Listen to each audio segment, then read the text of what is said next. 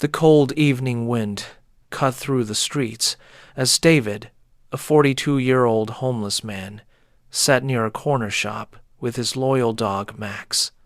He had just managed to scrape together a few coins from odd jobs and kind strangers.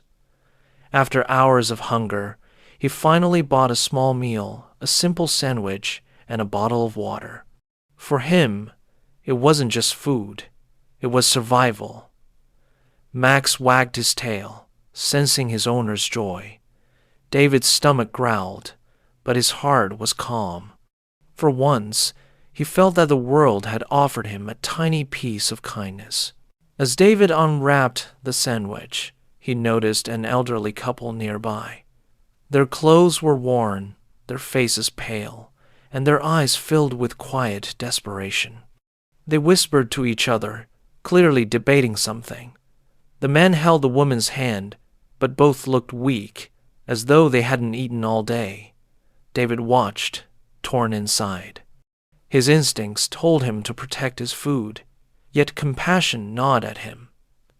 He remembered days when he too had someone beside him, before life's storms left him stranded on the streets with only Max for company. The couple finally sat on the curb across from him.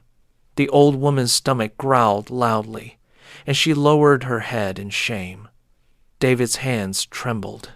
He looked at Max, who tilted his head as if waiting for a decision. The sandwich suddenly felt heavier, almost burning in his hands. He could eat it, silence his own hunger, and keep walking. Or he could share it and risk another night with an empty stomach. His heart raced. The choice was cruel, but David knew kindness mattered more than comfort, even if it meant going hungry again. "Excuse me," David called softly, approaching them. The couple lifted their heads in surprise. With hesitation, he held out the sandwich and water. "Here, you look like you need this more than me." The old man's eyes widened. "No, son, you must keep it. You need it." But David insisted, pressing the meal into their hands. "Please," he said, smiling weakly. "I'll manage somehow."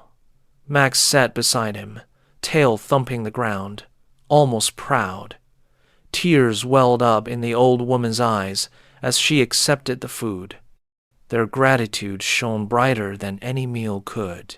The couple broke the sandwich in half, sharing it slowly, savoring each bite like it was a feast. They drank the water carefully, passing the bottle back and forth. Watching them eat filled David with warmth, a feeling stronger than hunger. For the first time in days, he felt human again, not invisible, not forgotten, but connected. Max laid his head on David's lap, sensing his owner's quiet satisfaction. The world had taken much from David, but in that moment, he realized it couldn't take his compassion. That he would never lose. The old man introduced himself as George and his wife as Martha. They explained they had lost their home after medical bills drained their savings. Their children lived far away and had stopped answering their calls. "We're invisible now," Martha whispered. David nodded. He understood the feeling too well. Though their stories differed, their pain was the same. Life had pushed them to the margins, and now survival depended on strangers' kindness. That night, as they sat together on the cold pavement, 3 souls and 1 loyal dog found comfort in shared suffering. As the evening deepened, David realized he had nothing left, not even crumbs. His stomach churned painfully, but he pushed the hunger aside. He watched Max curl up beside him, resting his head on David's coat. George tried to give back part of the sandwich, but David refused. "You needed more," he insisted. "I've gone hungry before. I'll get through tonight." The couple looked at him with astonishment. In their eyes, he wasn't just a hobo. He was a man with dignity. Someone who still had a heart big enough to give when he had almost nothing. That night, David found a sheltered corner near an abandoned building. The couple had gone their way, promising they'd never forget his kindness. Max snuggled close for warmth. Hunger gnawed at him, but David closed his eyes and whispered, "At least they'll sleep with full stomachs tonight." Sleep came slowly, broken by shivers and cold air. Yet there was a strange peace in his heart. He hadn't saved the world, but he had saved someone's night. For a man with nothing, that was everything. The next morning, David woke to Max licking his hand. His body ached from the cold ground, but his spirit felt lighter. He wandered the streets, searching for odd jobs, hoping someone would offer him work or spare change. As he passed the same corner shop, he remembered the night before and smiled faintly. Little did he know, the decision he made with that sandwich was about to change his life in ways he could never imagine. Fate was quietly watching, waiting for the right moment to reveal its plan. By afternoon, David sat outside the cafe, exhausted. Hunger clawed at him worse than before, but he kept moving forward. Suddenly, a black car pulled up near the curb. A well-dressed man in his 60s stepped out, his suit crisp, his shoes polished. He scanned the street with sharp eyes until they landed on David. Without hesitation, the man walked straight toward him. Confused, David looked around, wondering if it was a mistake. But the man stopped right in front of him and said words that froze David in place. "You're the one I'm looking for." David blinked, unsure what the man meant. "Me? I think you've got the wrong person." The man shook his head firmly. "No. Yesterday evening, you gave away your last meal to an old couple." David's jaw tightened, unsure how this stranger could know. The man continued, "George and Martha are dear friends of mine. They told me everything. I needed to see for myself the man who still knows generosity in a world so cold." Max barked once, as if agreeing. David sat speechless, unsure whether this encounter was luck, fate, or something else entirely. The man introduced himself as Richard Lawson, a wealthy businessman. His reputation was known across the city, a man who had built an empire from scratch. But what struck David wasn't his wealth. It was the sincerity in his eyes. Richard didn't look down on him with pity. Instead, he looked at him with respect. "I believe people reveal their true worth when they have nothing left," Richard said. "And you, David, showed more worth than men with millions. That kind of heart is rare, and I cannot ignore it." David shifted uncomfortably, unsure how to respond. Compliments weren't something he was used to. Most people walked past him as though he were invisible. "I just did what felt right," he muttered.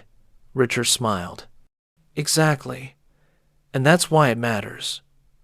He studied David closely. "Tell me, if you had another chance at life, what would you do?" The question stunned him. Memories of his younger days, dreams of working with his hands, of being someone his family could be proud of, flashed in his mind. But he hesitated, afraid to hope again. "I don't know," David finally said. "I've been down for so long. I don't remember what it's like to dream." Richard nodded, as though he expected that answer. He placed a hand on David's shoulder. "Then let me remind you, everyone deserves a chance, and I believe you're ready for yours." For the first time in years, David felt the spark of something he thought was gone possibility. Max wagged his tail excitedly, as if he too sensed the shift in destiny. The street suddenly seemed brighter, warmer, full of promise. Richard offered to buy David a hot meal. They walked together into the cafe, where the smell of fresh bread and coffee overwhelmed him. David hadn't stepped inside such a place in years. The waiter looked uneasy at his ragged clothes, but Richard's presence silenced any judgment. He ordered a full breakfast for David, who ate slowly, savoring every bite, his eyes stinging with tears. "Thank you," he whispered, "not just for the food, but for the reminder that kindness still existed in the world." As they ate, Richard asked David about his life. Hesitant at first, David opened up about losing his job, his home, and his family, about the nights he went hungry so Max could eat, and the countless times he had been ignored by those passing by. Richard listened intently, never interrupting, his expression full of empathy. "Life broke you," he said finally, "but it didn't take your humanity. That makes you stronger than most men I know." David lowered his gaze, humbled, but inside, a small flame of pride began to burn again. After the meal, Richard made an unexpected proposal. "I run several businesses, and I need people I can trust. Not polished suits, not perfect resumes, just people with integrity. I'd like you to work for me." David froze, stunned. "Me? I don't even have clean clothes," Richard chuckled. "Clothes can be bought, skills can be learned, but honesty and compassion, those cannot be taught, and you've proven you have them both." The weight of the moment pressed down on David. For years, he had felt worthless. Now, someone saw value in him again. David hesitated, fearing disappointment, but Richard's steady gaze calmed him. "Don't think too much," he said gently. "Just accept the chance." David finally nodded, his heart racing. "All right, I'll try." Max barked again, tail wagging furiously as though sealing the agreement. For the first time in years, David didn't feel like a hobo begging on the streets. He felt like a man stepping onto a path of change. The hunger, the cold, the nights of despair, they all seemed to fade into the distance. Ahead lay hope. That evening, as Richard dropped him off at a shelter, David looked up at the sky. The stars seemed clearer, as though the universe itself approved. He whispered to Max, "We're going to be okay, buddy." His dog pressed closer, offering silent comfort. For the first time in years, David believed those words. The road ahead wouldn't be easy, but he wasn't alone anymore. And sometimes a single act of kindness could light the way for an entirely new journey. David had no idea what the future truly held. But one truth was undeniable. By giving away his last meal, he had unlocked a door to something greater than himself. Kindness had returned to him multiplied, proving that even the smallest sacrifice could ripple out and change lives. He wasn't just surviving anymore, he was beginning to live again. And as Max barked happily at the moonlit night, David smiled, ready for the unknown. His story, once one of despair, was finally becoming one of hope. David lay awake on the shelter's cot that night, staring at the ceiling. His mind replayed the day over and over, giving away the sandwich, meeting Richard, and hearing words he hadn't imagined in years. "I believe in you." It felt unreal, like a dream he might wake from. Max snored softly at his feet, reminding him this was real. For the first time in years, he felt a sense of direction. Tomorrow would be the first step into something he hadn't known in a long time. Opportunity. The next morning, Richard returned to the shelter, holding a bag of new clothes and toiletries. "You can't start your journey dressed like this," he said with a smile. David was embarrassed but grateful. After a long shower, the first proper one in months, he barely recognized himself in the mirror. His hair was trimmed, his beard cleaned, and though his clothes were simple, They made him look like a man again, not just a shadow wandering the streets. Max barked happily, as though proud of his owner's transformation. Richard drove David to one of his warehouses, where dozens of workers were bustling. "This isn't glamorous work," Richard explained, "but it's honest, and it's a start." David was nervous but determined. He lifted, carried, and sorted with all his strength, even when his muscles ached. Max sat patiently nearby, watching as though guarding him. The other workers were skeptical at first, whispering about the hobo Richard hired. But over time, they noticed his effort, his humility, and most of all, his honesty. Respect grew slowly but surely. At the end of his first week, Richard handed David his paycheck. Tears stung his eyes as he held the envelope. It wasn't much, but to him, it was a treasure. "This is the first money I've earned in years," David whispered. He immediately bought dog food for Max, treating him like royalty. That night, they shared a modest meal together in the shelter, and David smiled. It wasn't just food, it was dignity. Each bite reminded him that he was rebuilding, piece by piece, step by step. But life wasn't suddenly perfect. One evening, as David walked home, he passed the same corner shop where he had given away his last sandwich. A group of men jeered at him. "Look who thinks he's somebody now," one shouted, mocking his clean clothes. Old shame tried to creep back into David's heart, but he kept walking, Max by his side. "I'm not who I was," he whispered to himself. That night, Richard's words echoed again. Clothes can be bought, skills can be learned, but integrity can't be taught. David worked tirelessly, proving himself reliable. He showed up early, stayed late, and helped others when they fell behind. Soon, supervisors began to notice.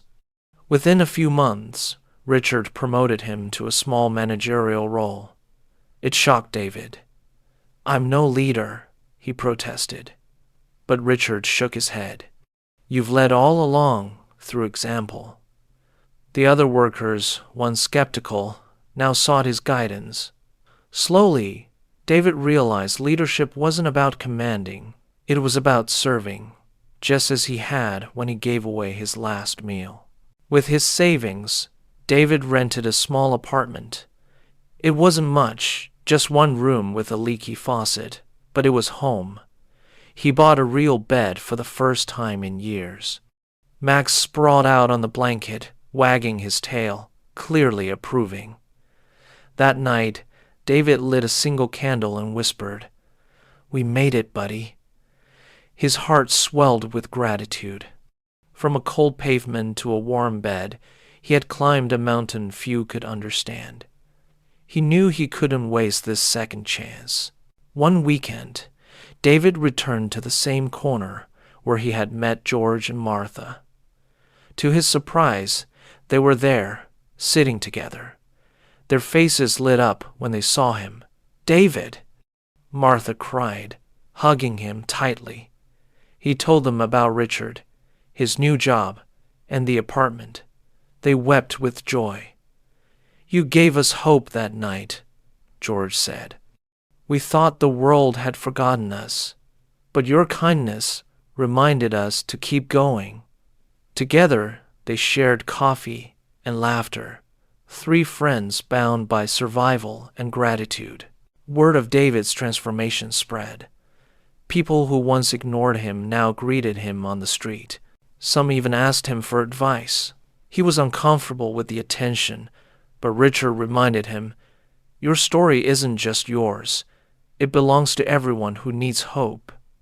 David began speaking at shelters, telling others not to give up.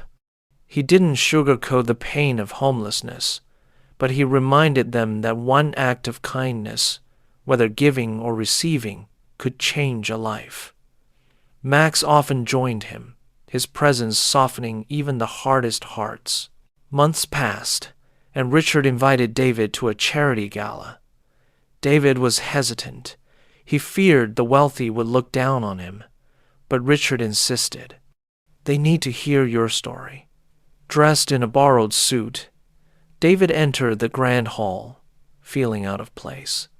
Yet when he spoke about his journey, how hunger became generosity, how despair turned into hope, the audience was moved to tears. Applause thundered. For the first time, David realized his story wasn't just survival. It was a beacon. At the gala, a woman approached him. She was a journalist who had heard every word. "Your story deserves to be shared," she said. Soon, an article about David and Max appeared in the city's leading newspaper.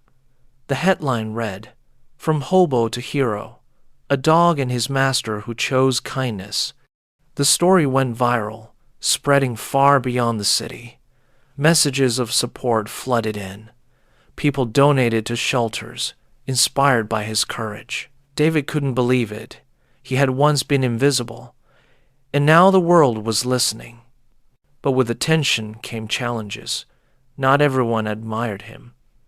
Some critics claimed his story was exaggerated, that he was just lucky.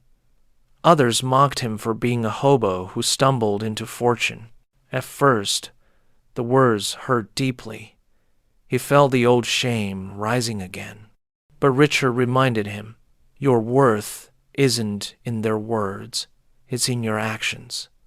David decided he would keep proving himself not with speeches, but with consistent kindness and hard work. That, he knew, no one could take away. David used part of his new influence to advocate for the homeless. He met with city officials, pushing for better shelters, fair job opportunities, and support programs.